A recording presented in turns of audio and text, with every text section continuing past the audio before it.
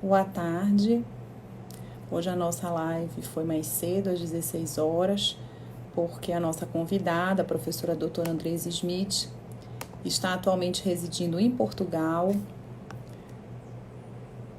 em razão de estar cursando o seu pós-doutorado em Direito. E lá em Portugal já são, salvo engano, 8 horas da noite, são 4 horas de diferença. E nós vamos conversar hoje sobre a proteção das crianças durante a pandemia do coronavírus. Vou publicar aqui, a Andresa já entrou, vou só fixar aqui o nosso título de hoje, o nosso tema, e vou convidar a Andresa para já vir aqui conosco ao vivo para a nossa conversa do dia. Hoje também está acontecendo um encontro das mulheres advogadas da região norte. Começou agora às 15 horas, eu estava assistindo, mas tive que parar para vir aqui participar da live. Mas quando terminar a live, com certeza esse encontro vai perdurar mais tempo, porque são muitas pessoas falando. Tanto que começou às 15 horas, mas até agora estava ainda naquelas falas introdutórias, cumprimentos, autoridades. E acho que dá para a gente assistir a live daqui da ESA e voltar lá para o encontro da mulher advogada, encontro da região norte da mulher advogada. Nosso presidente Alberto estava falando agora há pouco, a nossa presidente da Comissão da Mulher Advogada, a doutora Natasha Vasconcelos, também vai ser uma das palestrantes do evento. Boa tarde. Comissão DCA, criança e adolescente, doutor Ricardo, que está aí. Boa tarde, doutora Laura. Eu já chamei a doutora Andresa, peraí que está apitando aqui de novo para ela se conectar.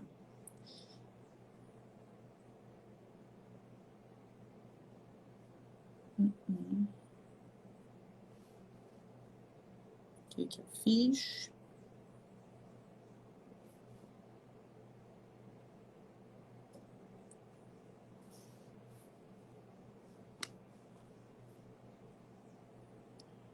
Deixa eu chamar ela novamente. Eu inverti a câmera do meu celular. Coloquei ela para o outro lado. Pronto. Olá, Andresa, tudo bom? Tudo Boa bom? Como noite aí em vai? Portugal e boa tarde aqui no Brasil, né? É verdade. Eu estava Tudo bem, falando aqui Luciano? para você, para o pessoal que já entrou, que hoje a nossa live excepcionalmente foi um pouco mais cedo, que normalmente ela é 18 horas, por conta Uhum. da nossa ilustre convidada estar em Portugal fazendo pós-doutorado em Direito, e aí já são 8 horas, né, Andresa? Aqui já são 8 horas, com pleno sol de 5 da tarde de Belém. Olha, porque está chegando o verão, né? Verão, Aí os dias são longos. é verdade. Hoje a gente está tendo uma concorrência um pouquinho com a O evento das mulheres advogadas. isso, começou 3 horas, o encontro da Regional Norte das Mulheres Advogadas, mas até disse, dá para a gente acabar a live aqui e voltar para o encontro, porque até agora eles estavam naqueles cumprimentos iniciais, aquelas falas, ainda Uhum. não começaram realmente as palestras. Eu me perdi aqui que a doutora Laura colocou. Boa tarde, doutora Luciana. A Laura de Belém, que estou assistindo desde a primeira live. Eu sei, doutora Laura, que a senhora de Belém, ela assiste todas as lives da ESA. Muito legal. Doutor Que bom. Ricardo também está aqui nos assistindo, que é da Comissão da Criança e Adolescente, né? E o tema que a gente vai tratar hoje é extremamente pertinente à comissão do doutor Ricardo. Bem, Uhum. gente, eu normalmente, Andresa, eu começo as lives falando um pouquinho da ESA para dar tempo de todo mundo entrar e de pegar toda a tua explanação desde o início, né? A ESA Uhum. começou essas lives no dia 2 de abril como um programa, um projeto excepcional e emergencial, digamos assim, por conta da suspensão das atividades presenciais. E a Andresa é uma grande parceira nossa da ESA, sabe que a missão da ESA é levar esse conhecimento, essa capacitação para a advocacia de todo o estado do Pará. E já que a gente não poderia ter as atividades presenciais, a estratégia imediata foi vamos entrar na onda das lives, né? E essa onda das lives, eu acho que eu já fiz mais de 30 lives porque do dia 2 de abril a gente só não está fazendo live sábado e domingo. Até feriado a gente está fazendo live. Porque são muitos temas, são muitos assuntos relacionados a tudo isso que a gente está passando, assuntos jurídicos. E os nossos colegas precisam ter essa qualificação, precisam ter essas informações, né? A gente não pode deixar eles sem essas informações. A gente sabe que está tendo muita live, muito curso pela internet, mas muita gente também se aventurando por aí a falar sobre o que não sabe. Então, pelo menos por aqui pela ESA, a gente tem esse cuidado de sempre estar trazendo pessoas de fato capacitadas, competentes para falar aquilo que é o de mais correto, né? Para ajudar os nossos colegas. E aqui eu quero te agradecer desde já por disponibilizar aí uma hora já da tua noite em Portugal para dividir o teu conhecimento com todos nós, não só aqui no Pará, como no mundo, né? Essa ferramenta permite com que todos possam assistir o que é a nossa conversa em qualquer lugar do mundo. E isso é muito bom, porque a gente tem a participação muito de colegas nossos do interior do estado, das subseções, não só advogados e advogadas, como pessoas que não são da área do direito, mas que estão nos ouvindo para clarear, para ter informações desse momento tão difícil, tão diferente de tudo que a gente já teve antes. Então, muito obrigada de coração pela tua participação aqui conosco. A gente tem 60 minutinhos para conversar. Quando estiver chegando perto dos 60 minutos, eu te alerto, porque eu sei que quando a gente é professora, a gente vai falando, esquece do tempo, mas fica tranquila que eu controlo essa questão do tempo. E os comentários que forem surgindo, eu vou falando para ti, à medida que eu não vá também interromper teu raciocínio, para a gente ir batendo esse papo aqui nessa tarde do dia 14 de maio. Lembrando, tá, que a doutora Andresa é mulher, é mãe de 2 rapazes, já são rapazes, né, Andresa? Um é rapaz, o outro é criança. É criança. Então já está nas 2 fases ainda, né? E é advogada, porque essa semana é a nossa semana especial em alusão ao mês das mães, onde a semana inteira só tivemos convidadas mulheres, mães e advogadas, profissionais, mães, e é isso até a pauta desse encontro regional aí das mulheres, o quão é difícil a gente trabalhar e a gente ser mãe, ainda mais nesse momento de home office, de pandemia. Então vamos lá, e com a doutora Andresa, que vai falar para a gente sobre a proteção das crianças durante essa pandemia do coronavírus. Doutora Luciana, eu quero agradecer inicialmente a ESA e o convite. Nós fazemos parte do sistema OAB com muito orgulho, na gestão Alberto Campos e Cristina Lourenço, e temos tido essa preocupação de fazer debates qualificados, né, tanto para os nossos colegas em todas as subseções, mas também para os nossos alunos de direito, né? Eu estou vendo aí vários alunos comentando, né? Nós somos professoras já há algum tempo e é realmente uma honra ver os nossos colegas desenvolvendo os seus trabalhos e tendo afinidade com alguns temas que a gente trabalha. Então, nesse início, eu gostaria de dizer que a minha estreia em lives, eu resisti o tanto que eu pude, mas como a gente tem visto, a gente está vivendo momentos diferentes, né? Aqui na Europa, a gente já está vivendo a reabertura. Eu estou há 2 meses e 15 dias dentro de casa. Essa semana foi a primeira vez que eu saí de casa, mas aí no Pará, pelo menos, vocês começam a viver esse isolamento social um pouco mais forte agora. Então, a gente está vivendo momentos diferentes. No entanto, muitas coisas acho que dá para a gente fazer reflexões já, né? Tanto aqui quanto aí, as experiências elas têm demonstrado que há uma percepção empírica mais ou menos muito parecida, apesar das regiões serem diferentes, daquilo que as pessoas estão vivendo. E apesar de nós estarmos falando para um ambiente eminentemente jurídico, né, falar de infância na semana do Dia das Mães requer que a gente tenha um olhar diferenciado, ainda mais nesse momento que a gente está vivendo. Então, eu vou tentar fazer mesmo uma conversa e não uma palestra, né, nesse sentido. Bom, o tema que a gente combinou de falar é sobre a proteção das crianças durante a pandemia do coronavírus. Eu percebi que as lives, elas nessa semana estão sendo voltadas para a temática. É importante que a gente fale, é importante que as pessoas entendam a enorme dificuldade que é enfrentar esse momento. É importante que todo mundo saiba que a situação é grave, não é uma brincadeira, né? Não é uma coisinha de pequena. Nós não temos anticorpos, as crianças não têm anticorpos, e eu quero começar exatamente por isso, né? O presidente da OMS, No último, acho que foi ontem, de ontem para hoje, ele fez uma entrevista, não sei se passou no Brasil, é bom fazer essa pergunta, em que ele diz o seguinte, né, que com o pouco que se sabe até agora sobre a influência da Covid-19 sobre as pessoas, se sabe muito menos ainda sobre como ela afeta as crianças. Não se sabe quase nada. No primeiro momento se dizia que as crianças passavam incólumes por ela. Depois se descobriu que isso não é verdade, né? Crianças são infectadas, são afetadas. Aparentemente, a maior parte das crianças tem sintomas leves ou são assintomáticas, né? No entanto, há 20 dias mais ou menos, aqui na Europa, médicos da Inglaterra e depois da França, da Espanha e depois dos Estados Unidos começaram a detectar que crianças começaram a desenvolver alguns sintomas muito graves, aparentemente vinculados ao vírus ao coronavírus, né? Que é o que eles estão chamando de síndrome de Kawasaki, que é uma profunda inflamação no ambiente cardíaco das crianças. Então, a gente, na verdade, observando esse alerta, tem que prestar muita atenção, né? Porque aqui agora nós estamos vivendo a reabertura das escolas. Em Portugal, depois de 2 meses e meio, as creches para crianças de 0 a 3 abrem segunda-feira. Mas os pais foram consultados. Vão trazer as crianças? E a maioria dos pais ainda não vão mandar as crianças. Dia 1º de junho, abrem as escolas que a gente chama no Brasil de jardim de infância, que é para crianças de 3 a 6 anos. Educação E infantil, aí, né?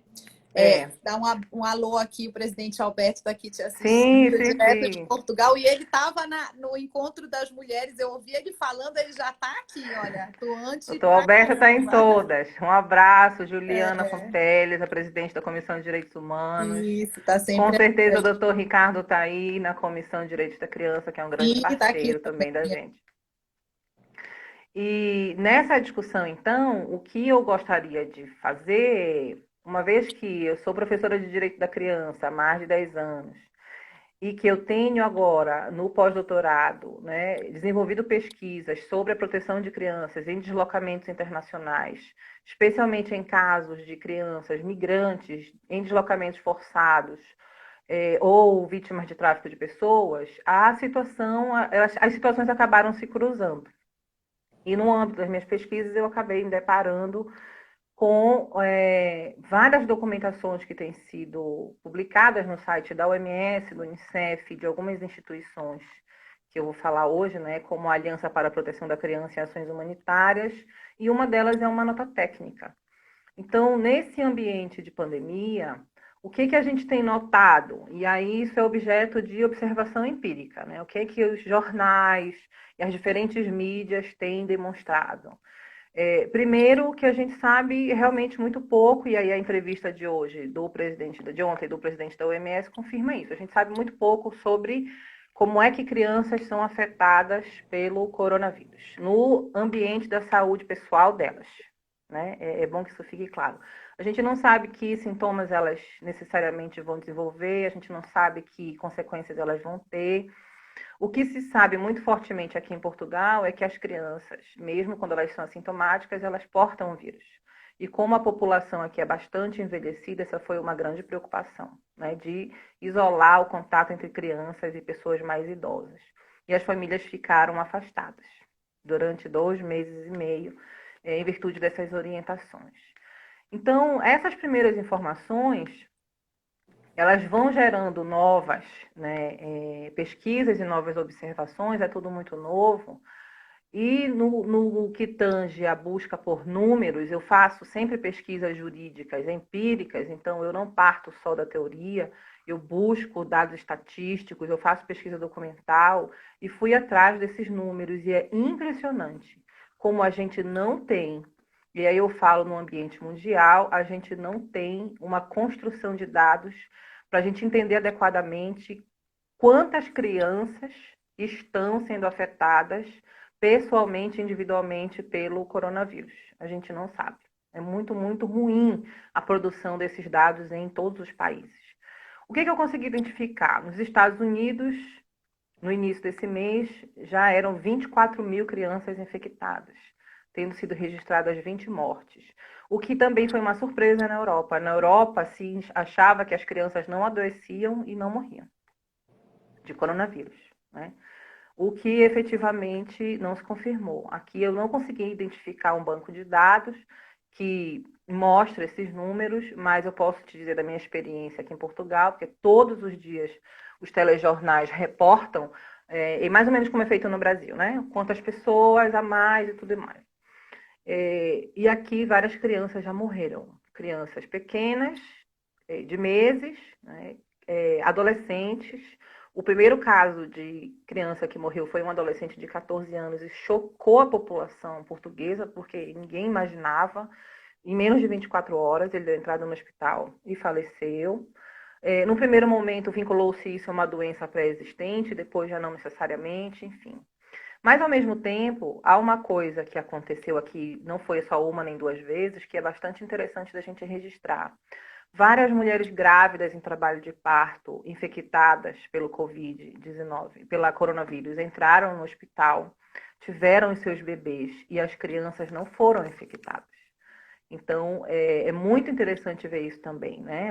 Todo o cuidado que os profissionais de saúde tiveram, e aqui o parto, ele é necessariamente um parto normal, todo o cuidado que tiveram em proteger essas crianças e manter as mães isoladas durante um período de 14 dias, para que depois elas pudessem ter o contato com as crianças e amamentar os seus filhos com a maior tranquilidade, né? Então, isso também é importante de registrar.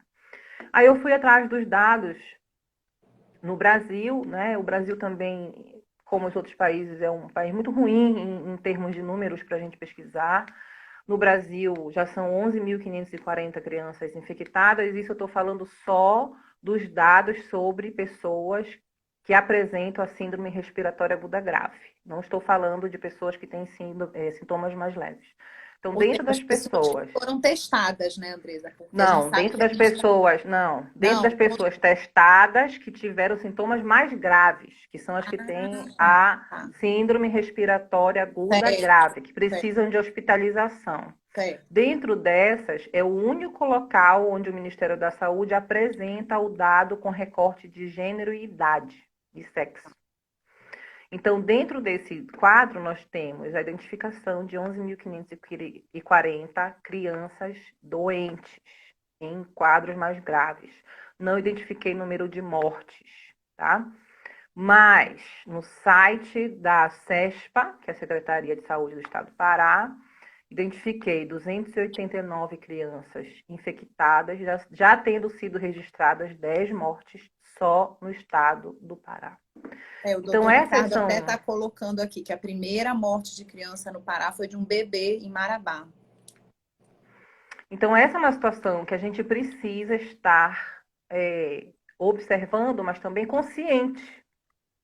A diferença que eu vejo no comportamento dos diversos países, e a gente não tem um modelo, a gente não tem uma receita, a gente não sabe ainda, né, qual é a melhor forma, mas nos países que conseguiram conter imediatamente com mais sucesso, como Macau, como a República Tcheca, o que nós temos é a consciência da população no seu comportamento. Então, Macau teve números baixíssimos de pessoas infectadas, menos de 100 mortos. A República Tcheca, que é um país que, assim como Portugal tem 10 milhões de pessoas, também registrou números baixíssimos de pessoas infectadas e mortas. Porque desde o início as ações foram logo de isolamento total, que no Brasil está se chamando de lockdown, né?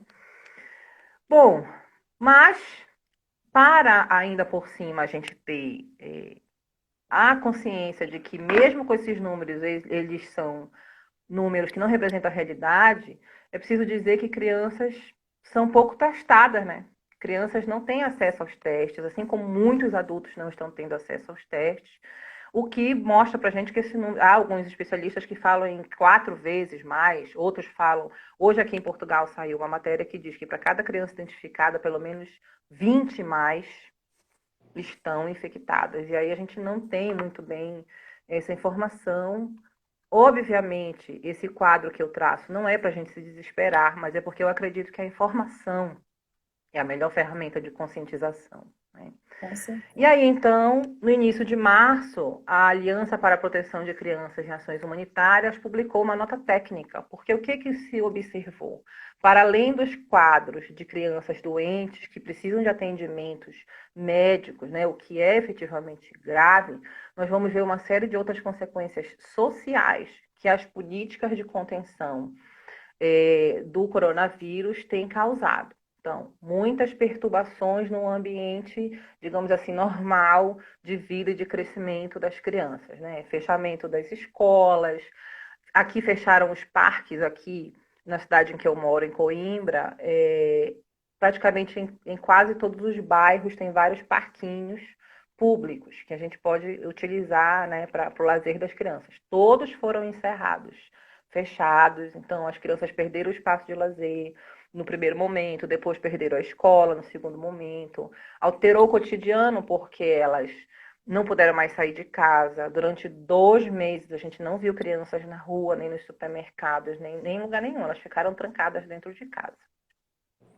E isso, obviamente, traz uma série de consequências negativas, né? Tanto no que tange aos comportamentos, até mesmo a compreensão delas sobre o que está acontecendo.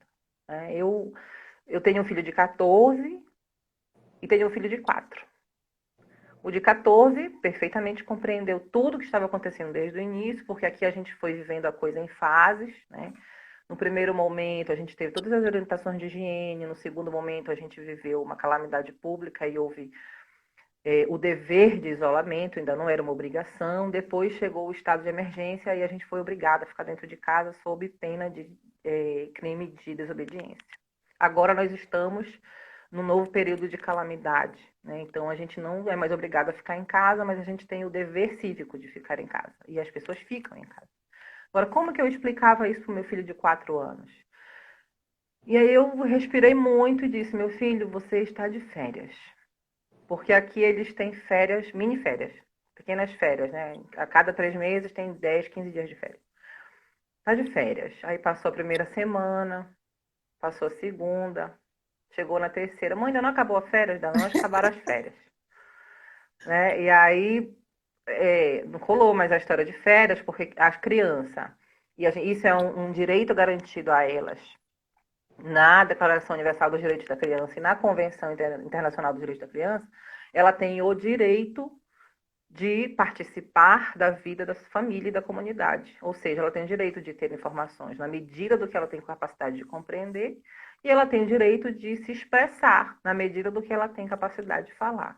E aí eu fui aos poucos fui contando, né? No meu filho tem uma doença, um bichinho, tanto que a maioria das crianças aqui chamam de bicharoco. Tem um bicharoco aí na rua, que causa uma gripe, tem muita gente ficando dodó, e aí fui devagar, devagar, devagar, até que ele entendeu. Né? Então, hoje, se você conversa com as Acho que eu crianças tenho aqui, uma de 4 anos também, né? E sábado passado foi o aniversário dela. Ela fez 4 anos. E um mês antes do aniversário dela, a gente já previa que não ia voltar. E aí eu comecei a introduzir e conversar e conscientizá-la de que a gente ia fazer o balão, ia fazer o bolo, ia ter a mesinha dela com brigadeiro, mas que só seríamos nós 5, que não ia ter convidados. E aí ela veio e disse assim: mãe, os meus convidados não podem vir de máscara para o meu aniversário? Né? Ela deu logo né? uma solução. A E aí lá fui percepção dela. explicar que não poderia. Mas assim, a gente fez de tudo para no sábado, foi o dia inteiro fazendo todas as atividades dela. E eu moro em casa, Uhum, então andou de bicicleta e tomou banho de piscina. E aí depois fez o bolinho e cantou parabéns, enchemos balão e ela participou de tudo. Então foi uhum, uma forma de ter o dia dela especial, né, de uhum, aniversário, mas ela consciente de que não tem convidados, nem com máscara, nem sem máscara, mas é o que tu falaste, é uhum, importante eles serem informados também, para não ser uhum. um assunto velado, ninguém fala para a criança, não, ela tem que saber por que É, a gente está em casa, por que ela não está indo para a escola, por que ela não pode dormir na casa do avô e da avó, passar o dia, né? Isso tudo é importante. é muito. E sabes o que eu notei? Uma série de materiais foram produzidos por professores, foram produzidos por pedagogos, foram produzidos por psicólogas e psicólogos, desde livros até pequenos vídeos. Então, esse material, a minha família está ainda aí no Brasil, né? E eles me mandavam esse material, né? Eu estou em redes de professores, me mandavam esses livros em PDF, eu compartilhei. Por quê? Tem uma coisa que é muito importante da gente deixar claro. É preciso que a gente entenda que essas medidas de contenção, a quarentena, o isolamento social, elas bagunçam a nossa rotina. Na verdade, elas transformam a vida que a gente está vivendo. A gente tem que aprender a viver de uma forma diferente. Isso expõe as crianças a risco, expõe a gente a outras pressões, mas a gente precisa dar informação sem tornar as crianças alvo de estresse. A minha mãe mandou um vídeo de uma criança desesperada que não queria comer porque tinha coronavírus na comida no Brasil. Então, os pais precisam, e os pais, os responsáveis, as mães, os avós, os tios, quem tem uma criança sob seus cuidados, tem que ter cuidado na forma como repassa as informações, porque as crianças não precisam se desesperar, elas têm que saber se proteger. E essa é uma coisa que essa nota técnica tenta esclarecer um pouco, né? Por quê? Porque aquela rede de assistência tradicional que as crianças têm, a escola, né? Lá a escola tem quem? Tem professores, tem a direção, tem os centros de orientação, enfim, tem os outros colegas, né? A igreja. Nas igrejas também tem os grupos de jovens e de crianças. Essa rede de assistência, os próprios órgãos de assistência, os conselhos tutelares, todo mundo está vivendo uma outra realidade. As pessoas não estão tendo contato que não seja por esse meio virtual. E, obviamente, nem todas as crianças, mesmo as crianças maiores, nem todas as crianças têm acesso a essa ferramenta, né? A gente tem que lembrar que a maioria da população brasileira é pobre e não tem acesso à internet, né? Imagine crianças. Então, aquelas que têm, nesse momento, são verdadeiramente privilegiadas, né, de terem acesso à escolarização online, de terem acesso à escolarização e à orientação e a cursos de instrumentos e cursos de línguas pela internet, são realmente privilegiadas. E isso é o que faz ser muito difícil esse momento, né, porque a gente está dentro de casa o tempo todo só com as crianças. Então, o que tem sido mapeado, né? Na segunda-feira, inclusive, dia 18 de maio, é o Dia Mundial de Combate à Violência Sexual contra Crianças e Adolescentes, né? O doutor Ricardo vai participar de uma live junto com vários outros colegas sobre isso, que é um tema que todo ano, quem atua na área da infância, a gente faz caminhadas, a gente faz eventos, a gente faz muitas coisas, mas esse ano vai ter que ser diferente, né? E eu e o professor Assis estaremos numa live também pelo nosso núcleo de estudos da violência da UFPA, né? Por que eu digo isso? Porque o que se tem observado, de um modo geral, é que os riscos da quarentena e do isolamento social, eles são de várias ordens. Inclusive, tem sido noticiada muita situação de abusos sexuais ocorrendo nesses ambientes intrafamiliares, né, por causa do isolamento social. Então, se a gente pensa que as crianças estão tão somente com as suas famílias nesse momento, né, essas famílias, obviamente, vão viver uma série de problemas. E aí a gente tem que encontrar meios de tentar suavizar esse momento, né? Então, tem essa situação, os riscos da violência doméstica, né, que são muito grandes. E aí eu falo em violência doméstica, vamos lembrar que no Brasil, violência doméstica está definida na Lei Maria da Penha, ela é a violência emocional, psicológica, é a violência física, é a violência sexual, é a violência financeira, né? Então, nós vamos ver aí uma série de possibilidades que estão definidas na lei, que obviamente afetam crianças e afetam mulheres, né? Nesse momento, ainda mais. Há uma rede de suporte de instituições para atender as pessoas que sofrem esse tipo de violência, mas que nesse momento também está difícil de acessá-las, porque as pessoas não podem sair de casa, né? Mas eu já, no final, eu vou deixar uma série de contatos, né? As instituições, elas já se organizaram aí em Belém e no Pará, e tem uma série de telefones, tem inclusive o WhatsApp, tem e-mail, né, para as pessoas terem essa atenção. A Fora nossa isso, também aluna, tem sido... Andressa, A Luísa, nossa Diga. aluna da UFPA, está colocando aqui uns dados legais, né? Que só acrescenta mais um fator que a criança perdeu. Foi o lazer, foi a escola. E aqui uns dados da Unicef, agora de 12 de maio de 2020, que 1,29 bilhão de crianças em 186 países foram afetadas pelo fechamento de escola e outros 370 milhões de menores não recebem as refeições da escola, né? Uhum. Quer dizer, ainda tem Era essa o que eu ia dizer. preocupação.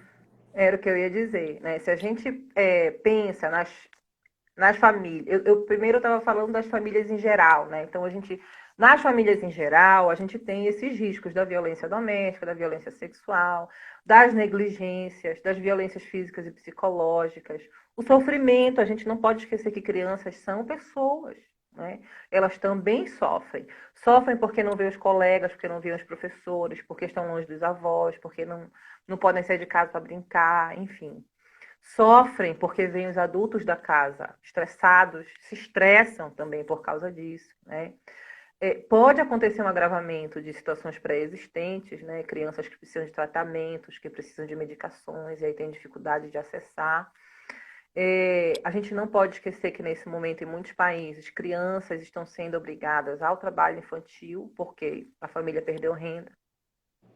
E a gente não pode esquecer da perda dos pais, né? Que é uma possibilidade para a doença, perder os pais e os responsáveis.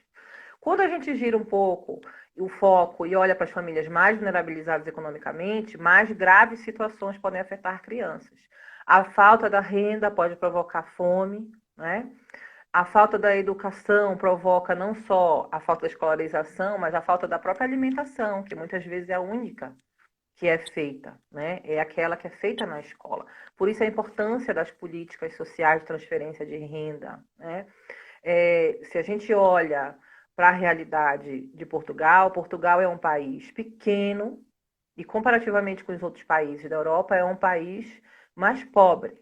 Mas a primeira coisa que Portugal fez quando decidiu pelas contenções com o isolamento social foi o estabelecimento de políticas sociais para redistribuir renda para as famílias que tivessem crianças. Porque é sabido que as crianças se alimentam na escola e é sabido que as famílias ganham muito pouco. Né? Então, essa foi uma enorme preocupação. Com todas as críticas que aqui, obviamente, eles fazem à tomada de decisões. Né?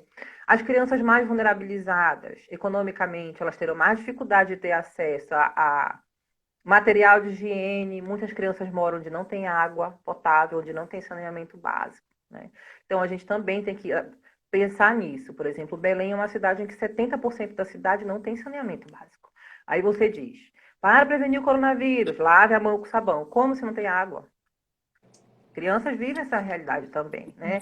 Os precários apoios sociais que recebiam de comunidades, de igrejas, do Estado, enfim, fica tudo muito, muito prejudicado nesse momento. Doutor Ricardo E é está até preciso... contribuindo aqui Diga. com a gente, falando ainda da questão das crianças de ruas e das crianças que moram em casas com cômodos pequenos e vários familiares. Tem Aglomerados sido familiares. muito reportado, aquele único cômodo com Exatamente. 8, 14 pessoas na família. Mandar um beijo aqui para a Exatamente. Cris, que está te saudando, Andresa, dizendo que está com Um abraço. saudades. Eu também.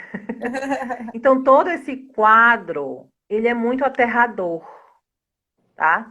No âmbito das minhas pesquisas sobre crianças em deslocamentos forçados, uma situação tem chamado muito a atenção aqui, que são os refugiados, ou os requerentes de refúgio, que atravessam, né, o mar Mediterrâneo para a Grécia ou para a Itália, e que nesse momento estão em campos de refugiados, e que estão altamente expostos à pandemia.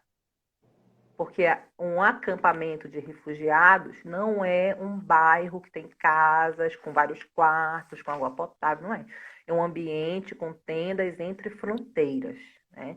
E há uma notícia de que há 5.000 crianças desacompanhadas, ou seja, crianças sozinhas que se perderam dos pais, ou que atravessaram as fronteiras sozinhas. Né? E Portugal vai receber 65 crianças, porque a Europa tem um protocolo de reassentamento dessas crianças. Então, veja ainda mais precária a situação delas.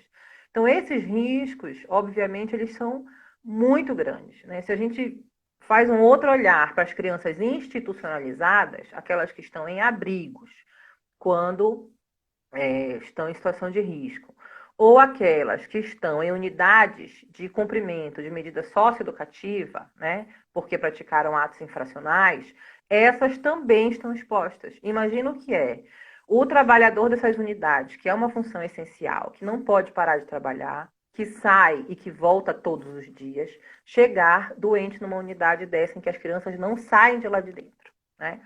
Obviamente, o contágio pode ocorrer em larga escala dentro dessas instituições. Por quê? Porque já se sabe que a contaminação ela é estupidamente grande quando tem uma pessoa com o vírus, mesmo que assintomática, no mesmo ambiente que a gente. Por isso a preocupação, aqui eles chamam de etiqueta respiratória, né? A primeira coisa que eu me lembro ainda no carnaval, ao espirrar ou tossir, o rosto no cotovelo, né? Para não propagar. As máscaras, aí lavar a mão, lavar os olhos, lavar os óculos para quem usa, enfim, toda uma preocupação. Imagina fazer isso nesses ambientes de cumprimento, de internação, né? Ou nesses abrigos que, obviamente, são muitas crianças para poucos cuidadores. De outra banda, as nossas crianças privilegiadas que têm acesso à internet também estão sob risco. Né? Por quê?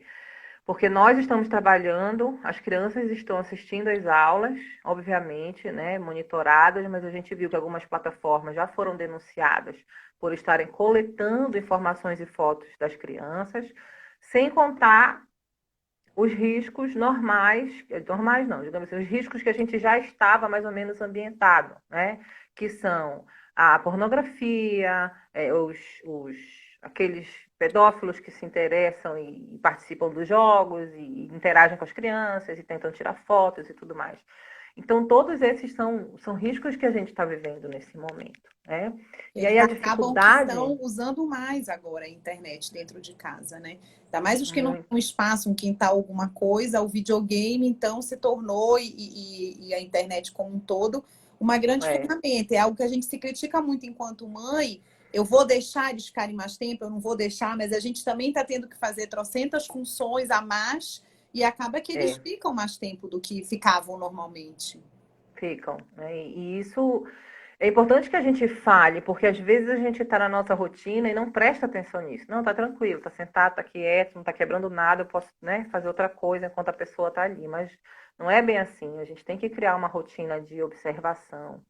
E aí, um outro dado do Unicef, que é um dano colateral que eles estão apontando, essa é uma publicação dessa semana, em relação à pandemia, é que todo esse quadro de dificuldade de acesso a esses serviços básicos de apoio para as crianças pode gerar a morte de até 6 mil crianças nos próximos 6 meses. Eu acho esse um dado baixo, eu vou te ser sincera, quando a gente tem uma situação de subnotificação, né? Quando a gente tem pessoas que não estão na lista, digamos assim, daquelas que podem fazer o teste, quando a gente tem refugiados em campos de refugiados, né, entre fronteiras, impedindo de atravessar e de voltar, enfim. E aí a nota técnica da organização internacional, ela aponta algumas opções programáticas, ou seja, algumas orientações para que as sociedades e os governos, né, atuem nesse momento. Primeiro, é preciso que toda a política pública voltada para a infância esteja intersetorialmente coordenada. O Brasil tem uma legislação muito de vanguarda nesse aspecto. Nós temos, desde a Constituição, o Estatuto da Criança e do Adolescente, e nós temos algumas resoluções do CONANDA e alguma lei federal que estabelecem o que a gente chama de sistema de garantia de direitos da criança e do adolescente, né, que é uma luta mesmo, né, uma luta daqueles que atuam na área da infância há pelo menos 3 décadas. E o que seria esse sistema de garantias? Seria justamente a organização em moldes de cooperação de todos os públicos e das organizações dentro das suas competências para atuarem na proteção dos direitos da criança e do adolescente. Então, a gente tem o eixo da responsabilização, com todos os agentes de segurança e justiça, a gente tem o eixo da promoção, com todos os órgãos que fazem atendimento direto à criança e adolescente, desde as escolas, os conselhos tutelares, enfim, postos de saúde, todo mundo. Então, esses órgãos, nesse momento, eles precisam estar coordenados. É preciso que toda comunicação feita seja uma comunicação clara e objetiva. As famílias, em todas as instâncias, em todas as classes, de todas as cores, de todas as composições, elas têm que entender o que está acontecendo. E as crianças também têm que entender. Um dia desse, meu filho estava aí. Aqui as crianças estão tendo aulas online. O meu filho de 4 tem, todo dia. Claro que são só 40 minutos, porque eles não aguentam, né? Muito tempo. E aí, um dia desse, a professora estava fazendo uma atividade e perguntando alguma atividade sobre o ar e sobre o planeta. E o que está acontecendo no planeta? Aí o meu filho de 4. Agora tem coronavírus em todo lado. Coitado, não sai da cabeça das crianças, né? É impressionante. Coronavírus, porque ele ainda fala com ele, igual o A minha Cebolinha. também. Tem coronavírus, a professora, ai meu Deus, é verdade, mas não era esse o assunto, vamos voltar. E pronto, né? Aí o outro pequenininho, quando o coronavírus passar, vocês veem. Ou seja, isso é o ponto do dia. Então, eles têm que entender o que é o coronavírus, por que é perigoso a gente estar perto de outras pessoas doentes, por que a gente tem que ter todo esse protocolo de higienização, né? Por que a gente não pode ver os avós, por que a gente não pode ir para a rua, enfim, eles têm que entender.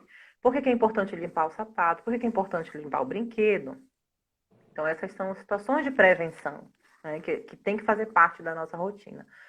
Sabe, Luciana, uma coisa que a gente tem conversado e ouvido muito aqui, né? O nosso normal nunca mais será o normal que a gente conhecia. Nesse momento, por exemplo, isso foi um objeto de muita angústia para muitos professores brasileiros que estão em Portugal estudando, inclusive para mim.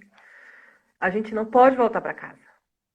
Não tem voo. As fronteiras estão fechadas desde março. Foi preciso a gente ter um esforço hercúleo para conseguir alguns voos de repatriamento. 1.600 brasileiros ficaram abandonados no aeroporto de Lisboa porque as empresas pararam de voar. E não deram nenhum apoio, nenhuma justificativa, nada. Ficaram no aeroporto, à própria sorte, com criança, com bebê de colo, mulher gestante, né? Nós, pelo menos, estamos em casa, estamos legalizados, estamos, né, conseguindo se organizar. Mas cada um tem um prazo aqui, a gente tem que voltar para casa. Como que a gente vai voltar? Só quando alguma normalidade se estabelecer, que a gente não sabe qual é nem quando é. Aqui, aparentemente, a coisa está controlada, mas aí não. E aí as fronteiras não serão reabertas tão cedo. Então a gente não tem essa perspectiva. E mesmo que isso volte, sei lá quando, junho, julho, é preciso que a gente perceba que nunca mais vai ser como antes, né? Que a gente vai ter que adotar novas formas de relacionamento com as pessoas e com o nosso ambiente. Então é preciso que os governos entendam isso. Os governos não podem parar. Eles precisam continuar trabalhando para levar à população saneamento básico, sabe? Eu me lembro, eu era pequena, mas eu me lembro da discussão da cólera em Belém. E o que foi que a discussão da cólera gerou na sociedade? Por que está todo mundo com cólera? Porque a gente não tem saneamento básico. E a gente não resolveu naquela época. E aí chegou de novo uma outra situação para mostrar para a gente que, mais uma vez, a ausência do saneamento básico, né? A ausência do acesso à água potável vai fazer diferença entre quem vai ter mais chances de se prevenir e quem não vai ter essas mesmas chances, inclusive crianças. Inclusive É crianças. preciso. O doutor Ricardo está contribuindo aqui com a gente, falando que, infelizmente, a rede do Pará não tem mostrado amplamente os dados de atendimento a crianças e adolescentes nesses 2 meses de pandemia. Quer dizer, não há um levantamento específico para crianças e adolescentes. O que está acontecendo, né, com eles? Apenas o socioeducativo apresentou. Entendi. Que já é muito bom, né? Porque a gente também tem que se preocupar com as crianças institucionalizadas, uma vez que elas fazem parte da sociedade, né? Elas não foram excluídas da sociedade, elas estão em um ambiente restritivo de liberdade, mas dentro do pensamento da proteção integral, né? Para a ressocialização, elas vão voltar para a sociedade. E aí, nesse sentido, é preciso que as famílias tenham acesso a essas políticas, é preciso garantir uma renda mínima básica para as famílias, porque é um fato, em todos os países do mundo houve perda econômica. Em todos os países do mundo houve paralisação da economia. Aqui, há 2 meses, em Portugal, os comércios estão fechados. Só abre supermercado, farmácia, mercados de alimentos perecíveis, né, de legumes, enfim, e frutas, e padarias. Só. O resto todo foi fechado. E você imagina um país em que muitos comércios giram em torno do turismo, que fechou, porque todas as fronteiras foram fechadas, né?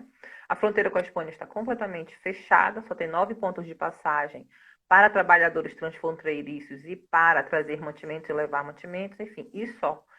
Então, era sabido que isso ia acontecer? Era. Mas se fez uma escolha, né? A gente precisa conter. Por quê?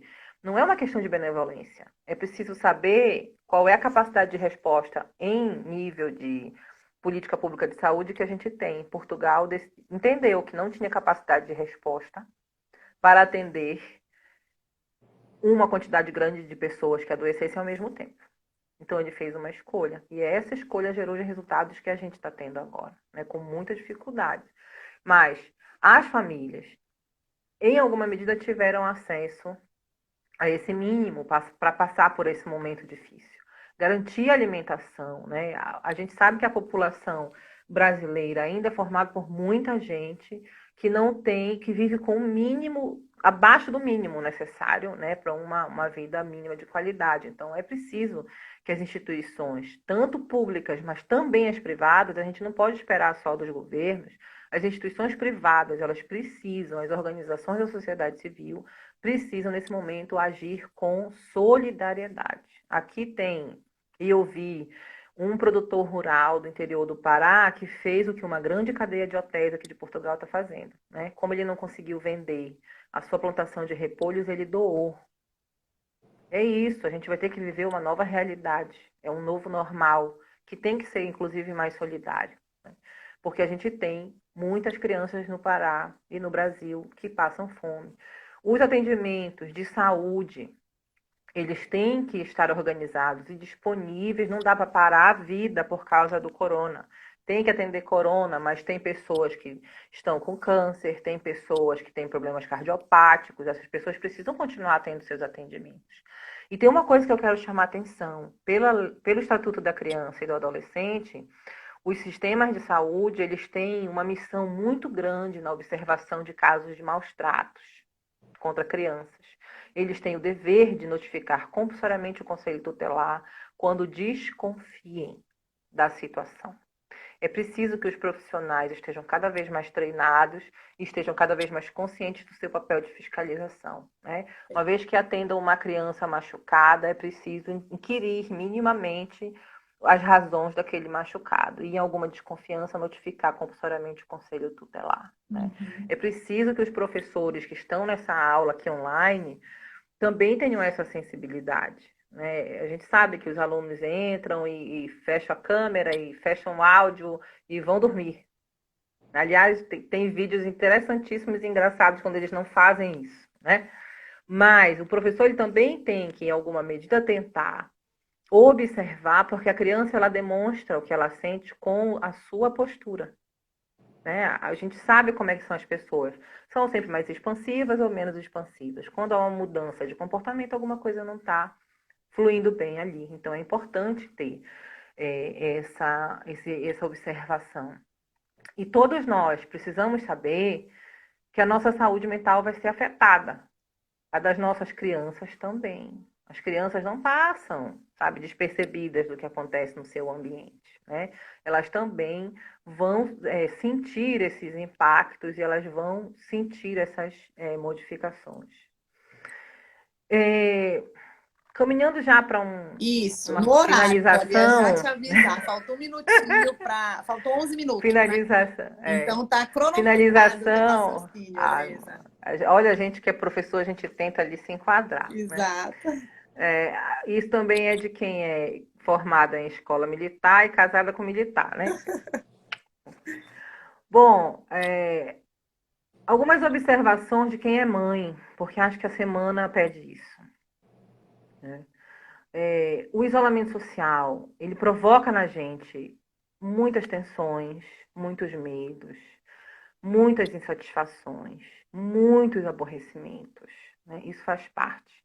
Ainda mais quando nós estamos em teletrabalho. No Brasil, nós temos um hábito que é o de termos, a classe média, pelo menos, né? De termos sempre muita gente trabalhando nas nossas casas. E nesse momento, não é possível que isso continue acontecendo. As pessoas todas precisam ficar dentro das suas casas, inclusive os empregados domésticos, porque essa circulação é perigosa para a gente, para eles, para a família deles e para a nossa família.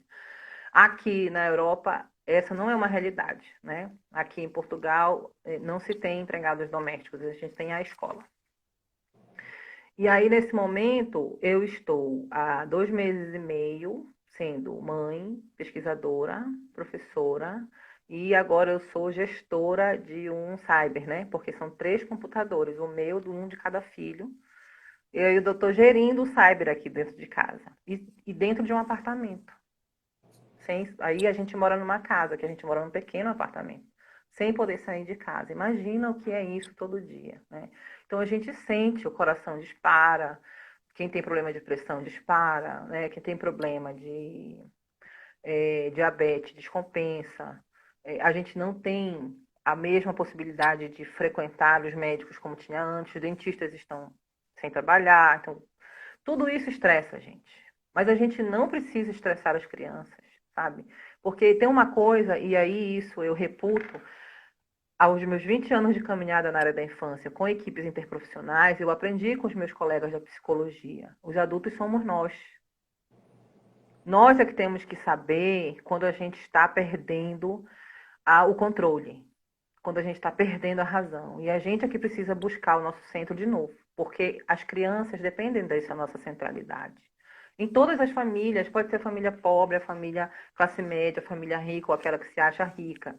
Mas o que é importante é que todas as relações entre adultos e crianças, elas são pautadas numa coisa chamada cuidado.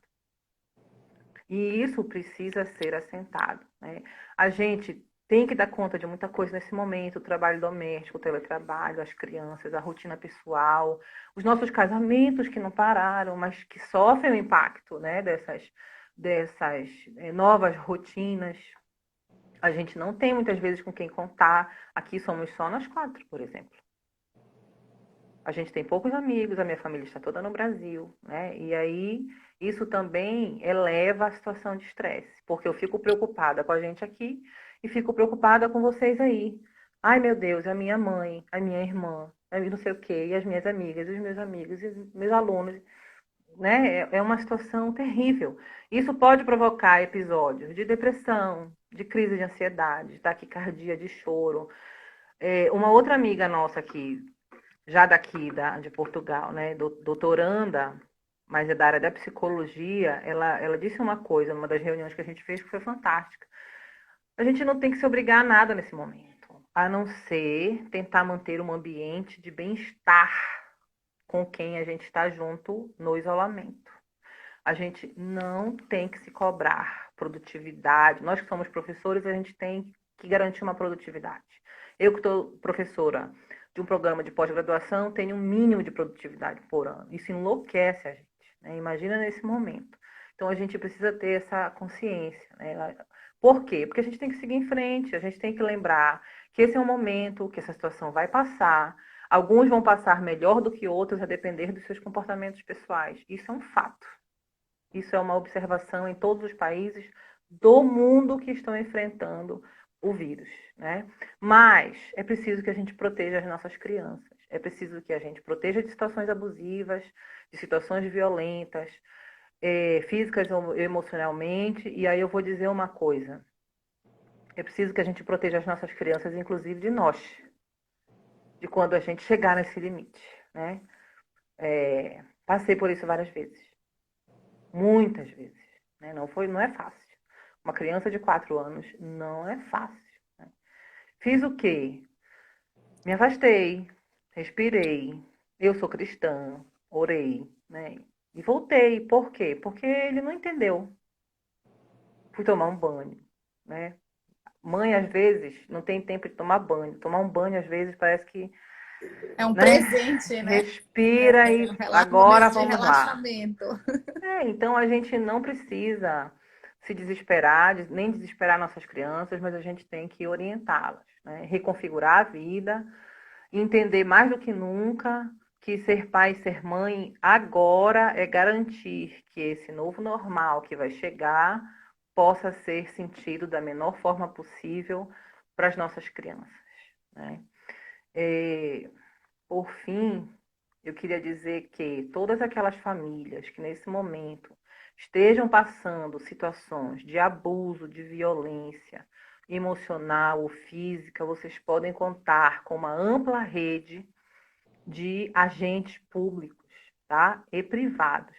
Nós, e aí eu vou começar pelo sistema OAB, nós temos duas comissões, no mínimo, que estão à disposição. A primeira é a Comissão de Direitos Humanos, da qual a doutora Juliana Fonteles é presidente.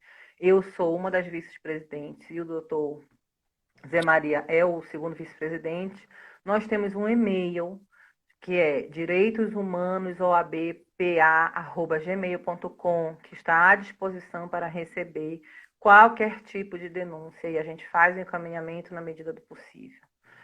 A segunda comissão é a Comissão dos Direitos da Criança, né, que também tem um e-mail, comissãodca@oabpará.org.br. O doutor Ricardo é uma pessoa extremamente solícita e que sempre está à frente das discussões sobre direitos da criança. A gente não pode deixar de esquecer dos conselhos tutelares. Todos os telefones dos conselhos tutelares estão no site da Prefeitura de Belém. Nós temos 8 conselhos tutelares por bairro, por regiões de bairros na capital. A gente pode depois, Luciana, disponibilizar esses dados, né? A gente não pode também esquecer de um órgão que é muito importante vinculado ao governo do estado do Pará, que é a fundação que hoje se chama Parapaz, mas que a população já conhece como Propaz, né? A Fundação Parapaz, hoje, ela é presidida pela nossa amiga doutora Jamile Sarati, que é alguém também que atua na área da infância, e o Propaz disponibilizou um celular em Belém, é 9850. Espera que eu dei errado. 98503-3025. 98503-3025. Para atendimentos de denúncias de abusos e violências contra crianças em geral. E tem um telefone de Bragança, que é 93425-4952. A Polícia Militar tem sempre o 181, que as pessoas podem ligar, inclusive vizinhos, em qualquer circunstância. A gente precisa lembrar que todos nós somos responsáveis pelas crianças, né? A gente tem o dever de denunciar. E a Polícia Militar disponibilizou agora um WhatsApp. 981, é porque aqui a gente diz o número de 3 em 3, aí eu tô meio confusa. 98115-9181, 98115-9181. E a gente tem dois números de âmbito nacional, né? Que é o Disque 100 e o 181, já disse. Mas o Disque 100, ele é o número do Ministério dos Direitos Humanos, que é voltado para receber denúncias de violências contra crianças e mulheres, tá? Então, a gente... e tem o Disque 180, que é o que recebe especificamente casos de violências contra mulheres. O que eu espero dessa nossa conversa é que as pessoas tenham, pelo menos, podido observar que o quadro é ruim, mas que ele vai passar, né? O que eu posso e o que eu gostaria de afirmar no fim da minha fala é que se nós tivermos consciência, se nós tentarmos agir de uma forma um pouco mais tranquila, né, com as nossas crianças e conosco mesmos, a situação vai passar. Tá? Como a gente diz, aqui em Portugal a campanha é vai ficar tudo bem. Fica em casa, que vai ficar tudo bem. Né? Então a gente precisa ter só essa Andresa, para confiança. não cortar, só se despedir. Já, querida? Já, Cadê? rápido. Eu quero te Foi ótimo. agradecer. Muito obrigada a todas as pessoas que participaram, nossos colegas, nossos alunos e alunos. Dizer que é sempre um prazer, tá bom? Obrigada, E, enfim, Andresa. espero que aí tudo fique bem rapidamente. Vai porque eu ficar. quero voltar para casa. Vai sim, vai ficar. Muito obrigada. Passou rápido porque a tua fala foi maravilhosa, como Ah, sempre, com obrigada. todas as informações importantes e com tranquilidade, né? Que é o que a gente precisa ter, respirar, orar, mas ter tranquilidade, porque vai passar, mas que passe com essa serenidade, não que passe no meio de mais pandemônio ainda dentro das nossas casas. Uhum. Muito obrigada pelo carinho, fica com Deus aí, saúde para vocês.